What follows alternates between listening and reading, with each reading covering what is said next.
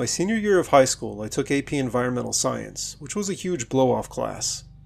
Our teacher, Mr. Harrison, was a 60-year-old hippie dude who barely taught us anything from the book, and instead rambled on about random stuff in his life.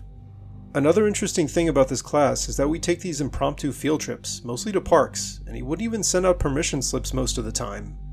Honestly, I'm not sure why he didn't get reprimanded by the school. Maybe no one ratted him out, or even if they did, he just didn't care. Anyway, the events of this story take place on one of these field trips, which was in March, I think. Our class loaded up onto one of the school buses, which drove us to this forest preserve about an hour away from the school. Luckily, my best friend Logan was taking this class with me, which made it significantly more fun. We were hiking along a quiet, secluded trail that wound through the forest preserve. The trees were bare, their branches clawing at the gray sky, and the air had that crisp, early spring chill. Mr. Harrison was up ahead, droning on about ecosystems or whatever, but most of us weren't even paying attention. That's when I noticed it, a faint humming sound, like a low vibration coming from somewhere beneath the ground. "Do you guys hear that?" I asked, stopping in my tracks. Logan tilted his head, listening. "Yeah, what is that?" Curious, we veered off the trail, pushing through some thorny bushes and stepping over fallen branches. That's when we saw it, a wooden trapdoor, half buried under a layer of dirt and leaves. It looked old, its edges weathered and splintered, with rusted hinges and faint carvings scratched into the surface, symbols we couldn't quite make out. "This is weird," Sarah said, brushing some dirt off the top. "What's something like this doing out here?" "Only one way to find out," Mike replied, already gripping the edge of the door with both hands. "Guys, maybe we shouldn't," Emily chimed in, her voice shaky. "This doesn't feel right." But Logan grinned. "Come on, Em, it's probably just an old storage cellar or something. Let's see what's down there." Against our better judgment, we pried the trapdoor open with a groan of rusty hinges. A dark, narrow staircase descended into the earth, and a musty, damp smell wafted up, mingling with that strange humming sound, now louder than before. Using our phone flashlights, we started down the creaky steps. I went first, with Logan right behind me, followed by Sarah, Mike, and a reluctant Emily. The walls were slick with moss, cobwebs dangling like ghostly curtains, and the air grew colder with every step. It felt like we were walking into a tomb. After what seemed like forever, we reached the bottom and stepped into a small chamber. The walls were rough stone, lined with sagging wooden shelves that held dusty jars filled with murky liquids and odd powders. In the center of the room stood a stone altar, surrounded by a ring of half-melted candles. A large pentagram was carved into the floor beneath it, and more strange symbols covered the walls, twisted, unsettling shapes that made my skin crawl. "What the hell is this place?" Sarah whispered, her voice barely audible. Mike leaned closer to the altar. "It looks like some kind of satanic ritual site. Look at these candles, they're still warm." Before we could process that, a deafening slam echoed through the chamber. We spun around to see the trapdoor had shut tight above us. "We're trapped," Emily cried, her flashlight trembling in her hand. "Stay calm," Logan said, though his voice wavered too. "There's got to be another way out. Let's look around." Frantically, we searched the chamber and found a narrow tunnel branching off to the side.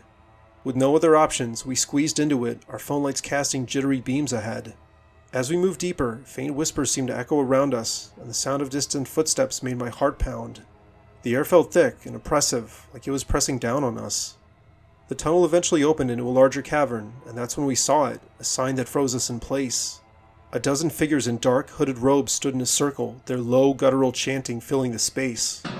The air reeked of incense, and flickering candlelight threw twisted shadows across the stone walls. In the center, on a raised platform, was a person. They were tied up with ropes, and they struggled against the restraints. We barely had time to react before one of the hooded figures turned, his shadowed face looking onto us. "Intruders!" he roared, his voice cutting through the chant. "Run!" I yelled, and we bolted back into the tunnel. The cult members were right behind us, their footsteps thundering in the tight space, their shouts, "You can't escape," ringing in our ears. In our panic, we took a wrong turn, stumbling into a dead-end chamber.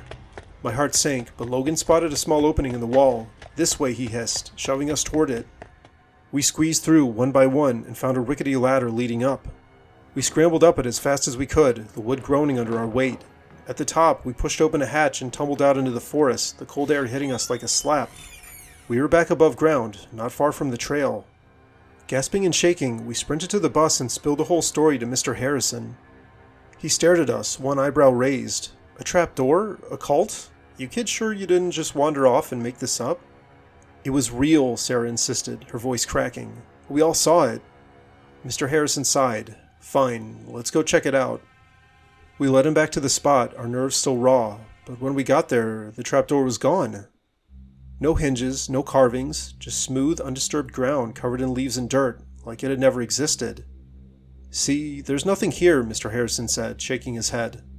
Let's get back to the bus. You've wasted enough time. We trudged away, silent, exchanging uneasy glances. Had we imagined it? No way. All 5 of us couldn't have hallucinated the same thing. That chamber, those symbols, the chanting, that person, it was real. As we left the forest preserve behind, I couldn't shake the feeling that somewhere, deep beneath the earth, those hooded figures were still there. They were watching, waiting, knowing we'd escaped their grasp, for now. During my sophomore year of high school, I had a huge crush on this girl named Lauren. She did theater, so when they announced they needed extra help cleaning up after the fall play, I decided to volunteer. Our school had a theater that was in its own building and was called the Performing Arts Center. The stage and lighting were really fancy, and there was this trapdoor in the middle of the stage that was used to bring people and props in and out during the performances. What I didn't know until I volunteered was that there was also a large storage room down there, but I'll get to that in a minute. The play was this dark, gothic drama, and Lauren had the lead role, a mysterious widow who haunted an old mansion. Maybe this was just my infatuation talking, but she seemed incredible. Over the course of the night, I tried to work up the nerve to talk to her. When the final curtain call came and the drama teacher asked for the volunteers to come forward, I knew I would soon have my chance. Most of the cleanup was straightforward, folding chairs and sweeping the stage, but then I got assigned to take a bunch of stuff down to the storage room beneath the trapdoor. The door creaked as I lifted it, revealing a rickety wooden ladder descending into a shadowy pit. I grabbed a box of props and climbed down, the air growing noticeably colder and mustier with every step. When I got to the bottom, I appreciated just how massive the storage room was. Shelves lined the walls, crammed with old costumes, broken set pieces, and dusty boxes from plays long past. A single flickering bulb hung from the ceiling, casting long, jagged shadows that seemed to shift when I wasn't looking. I set the box down and started organizing, figuring I'd make a good impression by being thorough. That's when I heard it, a faint tapping sound, like fingernails on wood. I stopped, holding my breath. It came again, sharper this time, from the far corner of the room. I told myself it was just the building settling, or maybe a rat scurrying around, but curiosity, maybe a little stupidity, pulled me toward the noise. In the corner, half hidden behind a rack of moth-eaten dresses, was an old wooden chest. It looked ancient, its surface scratched and stained, with a rusty padlock hanging loose. The tapping seemed to be coming from inside. My hand shook as I unhooked the lock and lifted the lid. At first I thought it was just more props, some fake jewelry, a cracked mirror, a bundle of yellowed papers. But then I saw the photos. There were dozens of them, spilling out from beneath the papers. They were Polaroids, faded but clear enough to make my stomach drop. Each one showed Lauren, or someone who looked exactly like her, staring blankly at the camera. In some, she was standing on the stage, her costume torn and dirty. In others, she was down here, in this very storage room, her face pale and expressionless. I flipped through them, my heart racing. The dates scribbled on the backs went back years, long before Lauren or I were even in high school. 2005, 1998, even one from 1983. How was that even possible? Then I found the note. It was tucked inside an envelope, written in a shaky, desperate scrawl. "She's not what you think. She's been here forever. Don't trust her. Don't go near the trapdoor." Then the tapping stopped. The silence was worse now than ever. I shoved the note into my pocket and grabbed the photos, ready to climb back up and get the hell out of there. But as I turned, I saw something that made my blood run cold. The ladder was gone. The trapdoor was still open above me, a square of dim stage light taunting me, but the ladder I'd climbed down on was nowhere in sight. I scanned the room, thinking maybe it had fallen, or I'd missed it in the shadows. That's when I noticed the scratches, deep, frantic claw marks gouged into the wooden floor, leading from where the ladder had been to the chest. I backed away, my breath hitching. A soft laugh echoed from above, Lauren's laugh, but twisted and hollow. I looked up, and there she was, peering down through the trapdoor. Her face was wrong, too pale, her eyes too dark, like black holes swallowing the light. "You shouldn't have come down here," she said, her voice curling around the words like smoke. "Lauren, what's going on?" I choked out, my voice barely a whisper. She tilted her head, a slow, unnatural movement. "Lauren's gone. She's been gone a long time, but I stay. I always stay." Before I could process what she meant, the trapdoor slammed shut with a deafening bang, plunging me into near darkness. The bulb flickered wildly, then burst, leaving only the faint glow of emergency lights along the walls. I stumbled toward the chest, fumbling for my phone, but the screen wouldn't turn on. Dead battery, or something worse. Then I heard it, the sound of the trapdoor creaking open again. I spun around, expecting to see Lauren, or whatever she was, coming down. But instead, there was nothing.